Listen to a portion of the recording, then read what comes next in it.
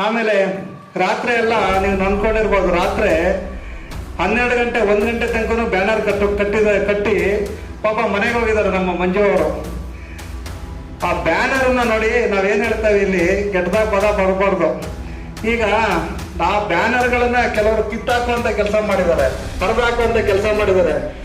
ಆದ್ರೆ ನಾವೇನಂತ ಅವ್ರಿಗೆಲ್ಲ ಅಂದ್ರೆ, ಈ ಮಂಜುಗೆಲ್ಲ ನೀವು ನೋಡಿರ್ಬೋದು ಸೋಷಿಯಲ್ ಮೀಡಿಯಾದಲ್ಲಿ, ಅವ್ನು ಯಾವಾಗಲೂ ಹೇಳ್ತಾ ಇರ್ತಾನೆ ಗಾಂಡುಗಳು ಆ ಕೆಲಸ ಮಾಡೋರು ಅಂತ. ನಾವು ಇವಾಗ ಅದನ್ನ ನಾವು ಎಚ್ಚರ ಮಾಡ್ತೇವೆ.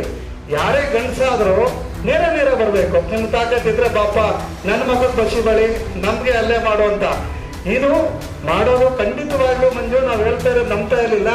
ಆದ್ರೆ ಇವತ್ತು ಅನ್ಸುತ್ತೆ ಆ ಗಾಂಡುಗಳೇ ಮಾಡಿರೋ ಕೆಲಸ. ಗಂಡಸಾದವ್ರು ಯಾರೋ ಯಾವುದೋ ಫೋಟೋ ಅದು ಇನ್ನೊಂದು ಮಾಡಲ್ಲ.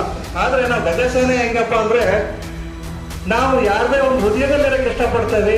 ಯಾವುದೇ ಒಂದು ಪಟಾಕಿ ಇರ್ಬೋದು, ಯಾವುದೇ ಒಂದು ನಮ್ಗೆ ಯಾವುದೋ ಒಂದು ಬ್ಯಾನರ್ ಹಾಕ್ಬಿಟ್ರೆ ಏನೂ ಬರಲ್ಲ. ನಾವೆಲ್ಲ ಜನಗಳ ಹೃದಯದಲ್ಲಿ ಗೆಲ್ಲೋಣ.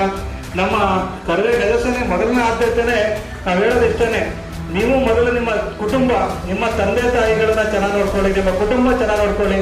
ಅದಾದ್ಮೇಲೆ ನೀವು ಮಾಡ್ತಿರೋಂಥ ಕೆಲಸ ಚೆನ್ನಾಗಿ ನೋಡ್ಕೊಳ್ಳಿ.